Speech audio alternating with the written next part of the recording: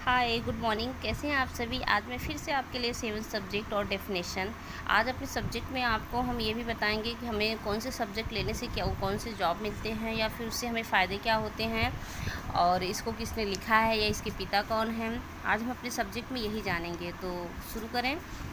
और please video तो को एंड तक देखिए और लाइक करिए, शेयर करिए, सब्सक्राइब करिए और बेल आइकन दबाना मत भूलिए। तभी तो हमारी नई वीडियो जब भी हम अपलोड करेंगे तो आपके मोबाइल पे सबसे पहले मैसेज पहुंचेगा। तो सब्जेक्ट मेरा पहला क्या है, एलजेब्रा। एलजेब्रा मीन्स होता है बीजगणित।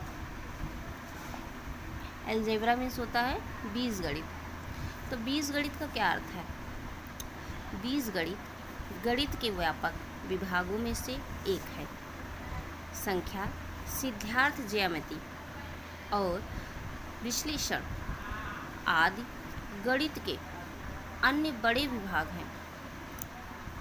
अपने सबसे सामान्य रूप में बीजगणित गणितीय प्रतीकों और इन प्रतीकों में हेर फेर करने के नियमों का अध्ययन है। गणितीय प्रतीकों और इन प्रतीकों में हेर फेर करने के नियमों का अध्ययन है। बीजगणित लगभग संपूर्ण गणित को एक सूत्र से पिरोने वाला विषय है। यानी एक संपूर्ण गणित को एक सूत्र से पिरोने वाला विषय है। तो बीजगणित के जनक कौन है। मोहम्मद इब्न मूसा अल ख्वारिज़मी 9वीं शताब्दी के मुस्लिम गणितज्ञ और खगोल शास्त्री थे। उन्हें बीजगणित के पिता कहा जाता है।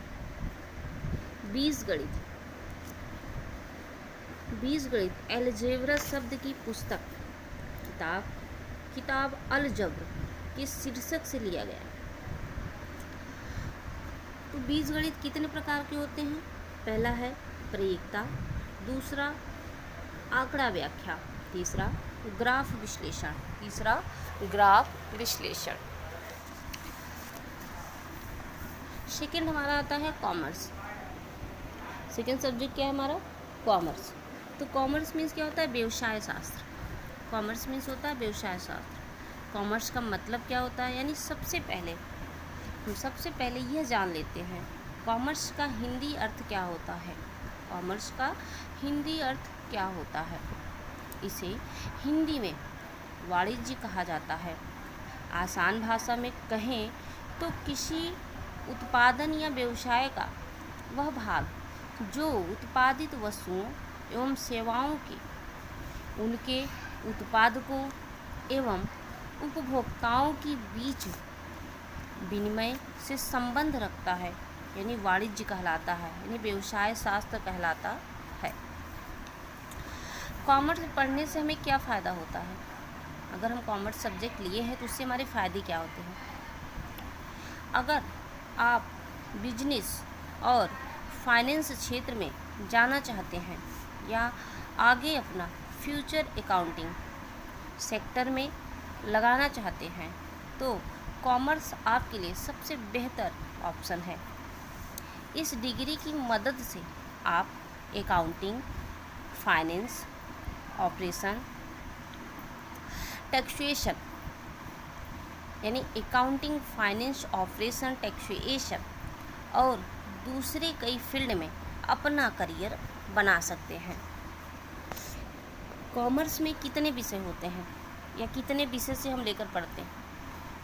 जब हम कक्षा 11वीं और 12वीं में कॉमर्स में, यानी कक्षा और 11वीं 12वीं में हमारे सब्जेक्ट 5 होते हैं, तो वही 5 सब्जेक्ट हम कॉमर्स से अगर लेते हैं तो उन्हीं का नाम है। यानी कक्षा 11वीं और 12वीं में कॉमर्स में 5 विषय बहुत अनिवार्य होते हैं, जिनमें 5 विषयों का नाम देख लीजिए, जिनमें accountancy, business studies, economics, mathematics,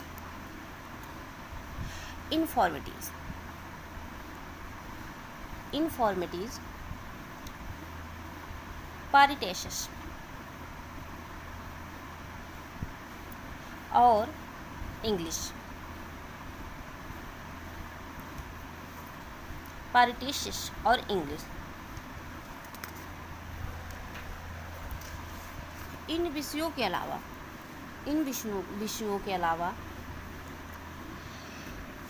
entrepreneurship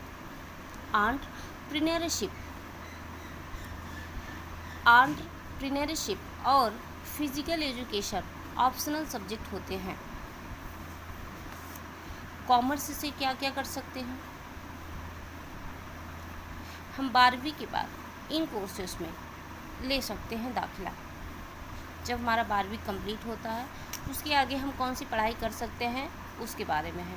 तो सबसे पहले हमारा है चार्टेड अकाउंटेंसी CA, कंपनी सचिव CAS, B Com in accounting and commerce, BBA यानी LLB, BCA IT and software, BBA BMS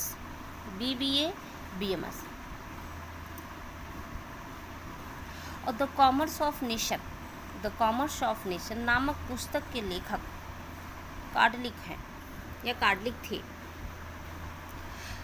third subject हमारा है बॉटनी। बॉटनी मीन्स होता है वनस्पति शास्त्र। बॉटनी मीन्स क्या होता है? वनस्पति शास्त्र। तो वनस्पति विज्ञान में पौधों के विभिन्न भागों जैसे संरचना, वृद्धि एवं विकास, प्रजनन, बीमारियों, रासायनिक गुणों, अतिरिक्त व ब्रह्म संरचना, श्वसन क्रिया, प्रकाश संश्लेषण द्वारा भोजन का निर्माण, प्रजनन, जीवन चक्र और उनके विकास आदि क्रियाओं का अध्ययन करना ही वनस्पति विज्ञान कहलाता है या वनस्पति शास्त्र कहलाता है। एक बार फिर से देख लीजिए। वनस्पति विज्ञान में पौधों के विभिन्न भागों जैसे संरचना, वृद्धि एवं विकास, प्रजनन, बीमारियों, रासायनिक गुणों, आंतरिक व ब्रह्म संरचना, श्वसन क्रिया, प्रकाश संश्लेषण द्वारा भोजन का निर्माण, प्रजनन, जीवन चक्र और उनके विकास आदि क्रियाओं का अध्ययन करना ही वनस्पति शास्त्र कहलाता है या वनस्पति विज्ञान कहलाता है।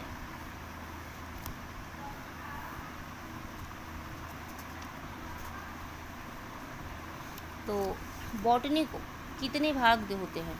बॉटनी यानी वनस्पति शास्त्र में कितने भाग होते हैं?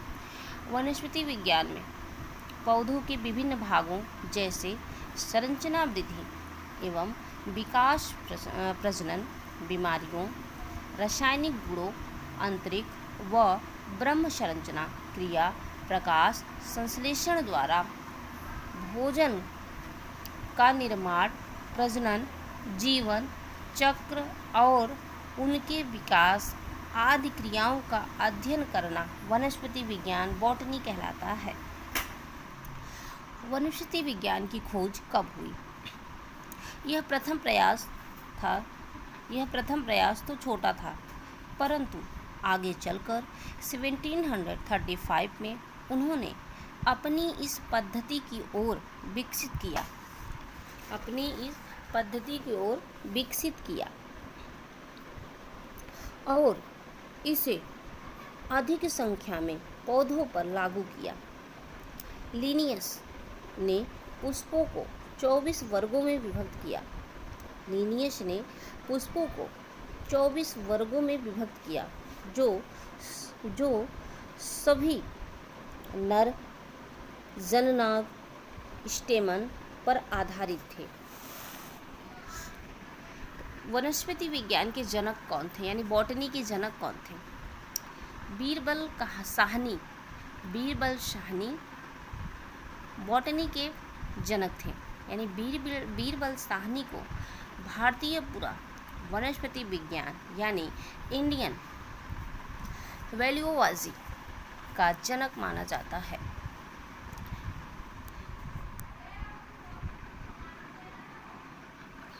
इसके बाद है हमारा सिविक्स। सिविक्स मीन्स क्या होता है हमारा? नागरिक शास्त्र। सिविक्स मीन्स होता है नागरिक शास्त्र। तकनीकी तौर पर नागरिक शास्त्र सिविक्स अच्छी नागरिकता का अध्ययन है। दूसरे शब्दों में यह नागरिकता के सैद्धांतिक, राजनैतिक एवं व्यवहारिक पक्षों का अध्ययन है। इसके अलावा नागरिक शास्त्र में नागरिकों के अधिकारों और कर्तव्यों का अध्ययन किया जाता है। नागरिक शास्त्र क्या है? नागरिकों के अधिकारों और कर्तव्यों का अध्ययन और सरकार कैसे काम करती है उसी को हम नागरिक शास्त्र बोलते हैं या सिविक्स बोलते हैं। नागरिक शास्त्र के लेखक कौन थे? रूसो और 19वीं शताब्दी के जॉन ऑस्टिन हैं। नागरिक शास्त्र में क्या क्या आता है? नागरिक शास्त्र में नागरिक कानूनों और नागरिक संहिता का अध्ययन तथा नागरिकों के भूमिका को दृष्टिगत रखते हुए सरकार का अध्ययन आदि चीज़ जो आते हैं उनको हम सिविक्स या नागरिक शास्त्र बोलते हैं।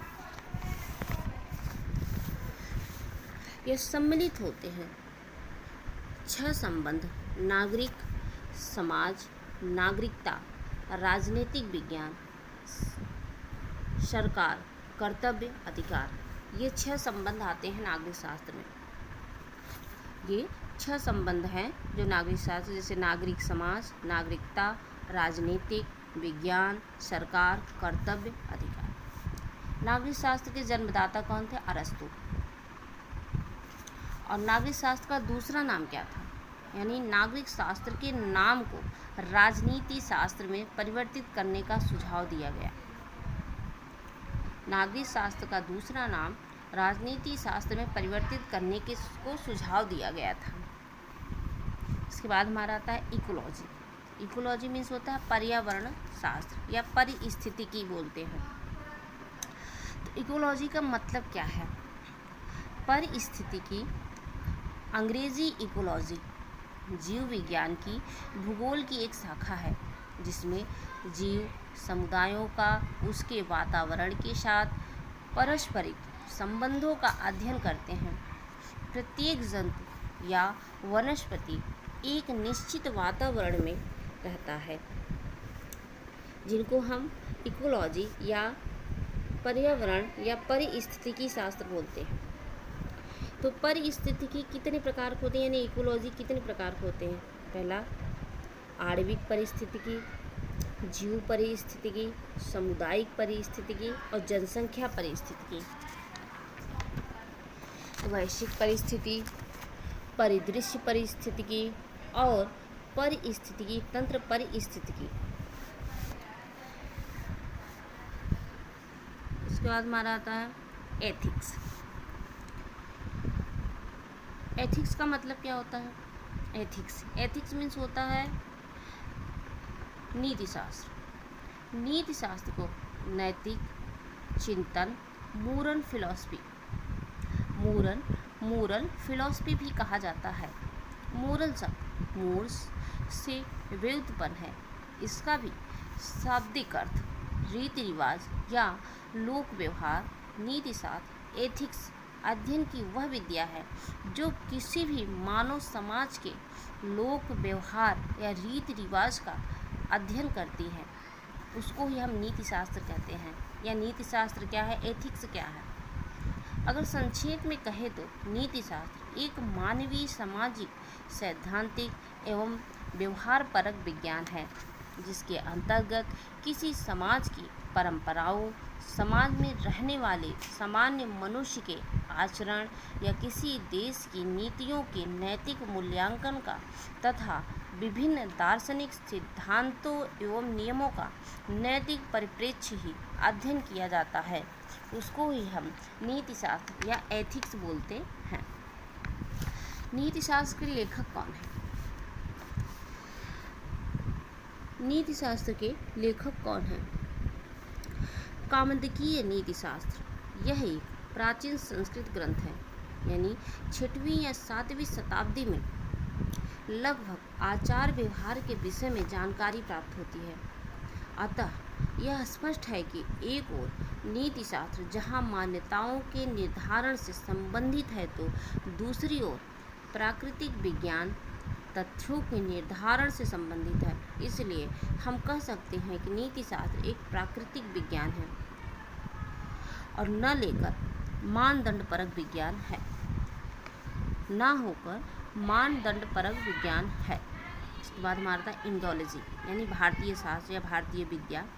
इंडोलॉजी मीन्स होता है भारतीय शास्त्र या भारतीय विद्या। तो भारतीय उपमहाद्वीपों की भाषाओं, ग्रंथों, इतिहास एवं संस्कृत का अध्ययन ही भारत विद्या है।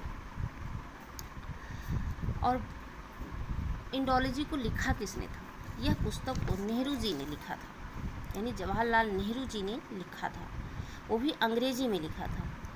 बाद में इसे हिंदी अन्य बहुत सारे भाषाओं में अनुवाद किया गया। बाद में इसको बहुत सारे भाषाओं में अनुवाद किया गया। तो आज के लिए बस इतना ही। तो हमारा नेक्स्ट वीडियो में 7 सब्जेक्ट्स मैं फिर आऊँगी। इसलिए प्लीज़ लाइक करिए, शेयर करिए, सब्सक्राइब करिए और उसके साथ बेल आइकन दबाना मत भूलिए। Thank you so much.